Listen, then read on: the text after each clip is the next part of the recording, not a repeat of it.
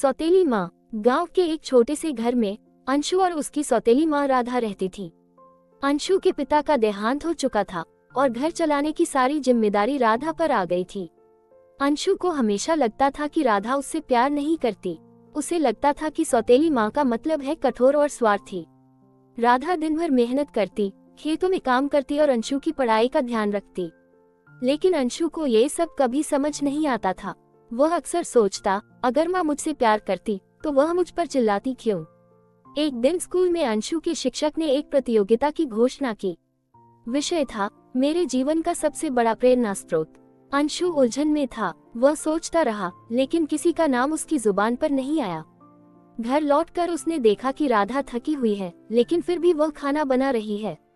उसकी कमर दर्द कर रही थी, फिर भी वह अंशु की पसंदीदा खीर बना रही थी। अंशु के मन में सवाल उठा, क्या ये प्यार है? उस रात अंशु चुपचाप राधा के पास गया और बोला, माँ तुम इतना काम क्यों करती हो? राधा ने मुस्कुराकर जवाब दिया, बेटा तुम्हारी पढ़ाई और खुशियों के लिए। तुम्हारे पापा का सपना था कि तुम बड़े होकर कुछ बनो। मैं सिर्फ वही सपना पूरा करना चाहती हूँ। अंशु को पहली बार एहसास हुआ कि राधा की कठोरता के पीछे कितनी गहरी ममता छुपी हुई थी। वह सोचने लगा कि वह राधा को कितना गलत समझता था। अगले दिन अंशु ने अपनी प्रतियोगिता के लिए कहानी लिखी। उसने लिखा, मेरी माँ जो सौतेली है लेकिन अपने प्यार और बलिदान में सगी माँ से भी बढ़कर है। वह हर सुबह मेरे लिए मेहनत करती है, मेरी छोटी छोटी जरूरतों का ध्यान रखती है और कभी शिकायत नहीं करती। उन्होंने मुझे सिखाया कि सच्चा प्यार दिखावे में नहीं, बलिदान और कर्तव्य में होता है। मेरी माँ ही मेरी प्रेरणा है। प्रतियोगिता के दिन अंशु की यह कहानी सुनकर सभी की आंखें नम हो गईं। उसे पहला स्थान मिला। जब वह ये ट्रॉफी लेकर घर आया और राधा को दी तो वह हैरान रह गई।